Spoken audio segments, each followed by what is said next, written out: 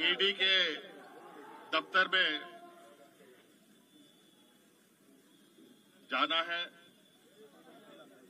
जैसे कि मुझे सम्मन दिया गया है, और उस संदर्भ में जो राज्य में इल्लीगल माइनिंग की जांच ईडी कर रही है, उस संदर्भ में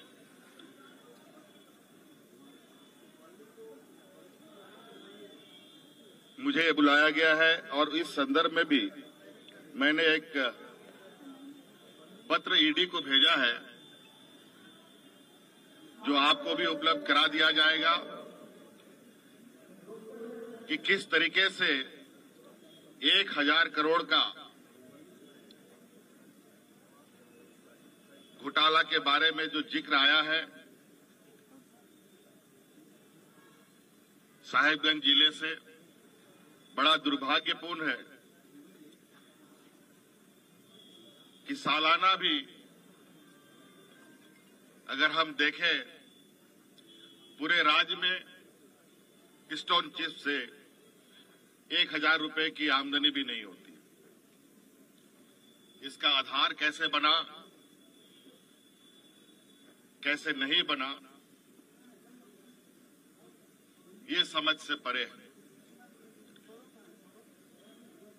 और 1000 करोड़ रुपए का घोटाला करने के लिए कितने करोड़ों का खनन होगा, उनका ट्रांसपोर्टेशन कैसे होगा,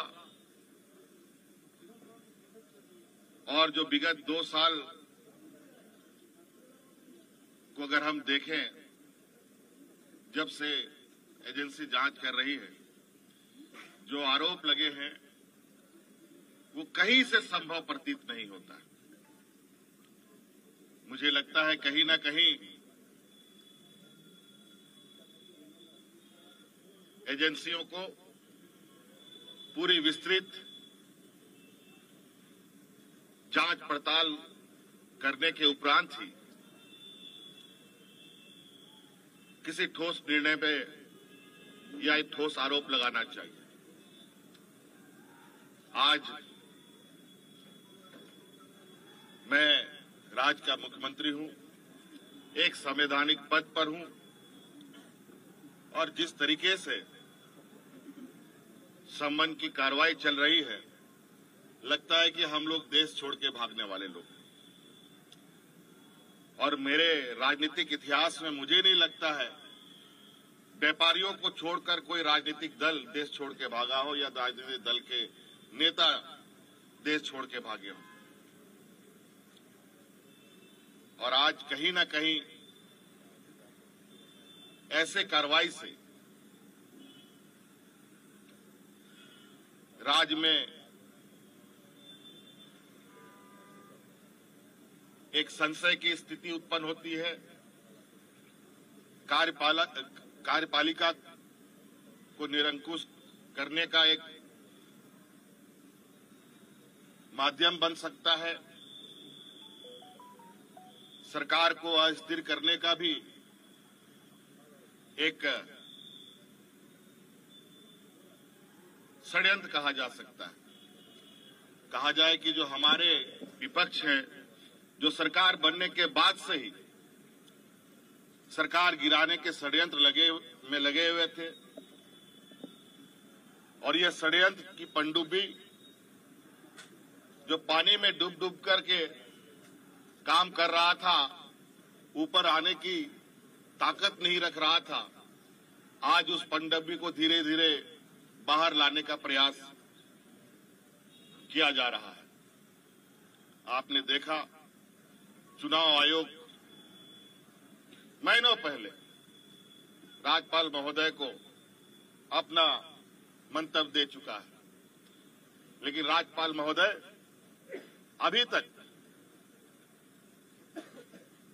उस लिफाफा को उन्होंने नहीं खोला। मुझे लगता है कि वो भी किसी समय का इंतजार कर रहे थे।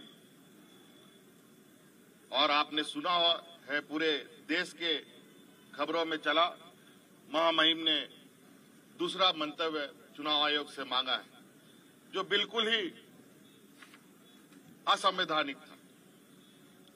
और जब हमने इसकी जानकारी चुनाव आयोग से लिया तो पता चला कि महामहिम ने कोई दूसरा मंतव्य नहीं मांगा, लेकिन खबरों में चलाते जरूर है, उनका बयान जरूर आता है और राज्य में फटाके बम फोड़ने की बात करते हैं और उनका बयान आता है, ईडी का संबंध चालू हो जाता है और उसके बाद धड़ाधड़ सत्ता पक्ष के विधायकों पर छापामारी होती है, कभी इनकम टैक्स का, कभी ईडी का। बड़ा दुर्भाग्य है। और जो मुझे अभी जो खबर आ रही है, और भी विधायकों के ऊपर, सत्ताधारी विधायकों के ऊपर ये छापा मारने की तैयारी कर रहे हैं। ये कहीं ना कहीं राज्यपाल भी राजनीतिक से जो संवैधानिक पद है, जिसको हम कहते हैं कि ये पार्टी से संबंध नहीं रखता है, निष्पक्ष का विचार आता है, लेकिन मुझे नहीं लगता है ऐसे कार्यकलाप से कि वो ऐसे षड्यंत्रकारी राजनीतिक को और दलों को संरक्षण दे रहे हैं। तो इसलिए मैं अपनी बातें, जो मोटा मोटी जो आरोप एजेंसियों के तरफ से है, उसकी प्रति आपको उपलब्ध कराया जा रहा है कि किस तरीके से जो आरोप है वो आरोप निराधार होता है।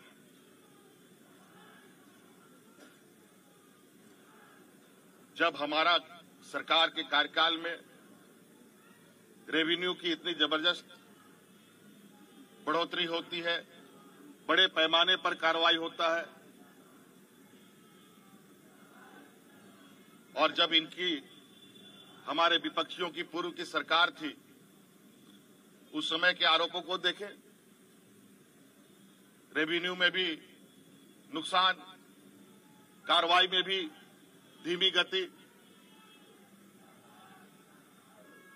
जब राज्य के संसाधन को हम बढ़ा रहे हैं, राज्य के समग्र विकास की एक लंबी लकीर खींची जा रही है, आज ऐसे में कहीं न कहीं सरकार की जो छवि है और सरकार के ऊपर जो विश्वास राज्य के जनमानस पर बढ़ा है, विपक्षियों को बिल्कुल अब ये स्पष्ट हो चुका है कि वो अब राजनीतिक हाशिए पर जा चुके हैं।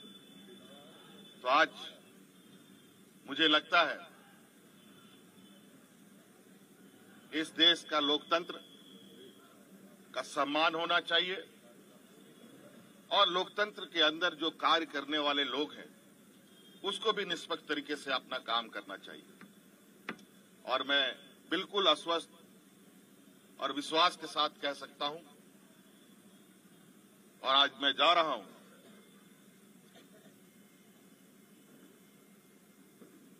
और इस बात पर जोर निश्चित रूप से दूंगा कि आखिर ये कार्रवाई करने के पीछे का वजह क्या है। आज गिट्टी बालू देश का सबसे बड़ा अगर रेवेन्यू व्यवस्था है, तो मैं तो कह रहा हूं आप लोगों के समक्ष कि गिट्टी बालू जो पत्थर चिप्स है, बालू है, इसको मेजर मिनरल में भारत सरकार शामिल कर ले और जो कोयला लोहा है वो राज्य सरकार के माइनर मिनरल में शामिल कर दे। मैं आश्चर्यचकित हूं कि इतने बड़े आरोप इतने हल्के में कैसे मुख्यमंत्री के ऊपर लगाया जा सकता है। धन्यवाद। जोहार।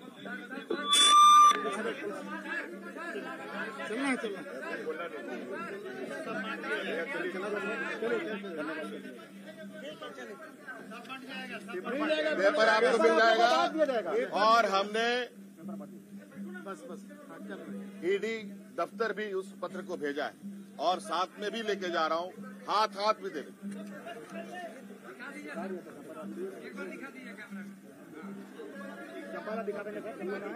चलिए।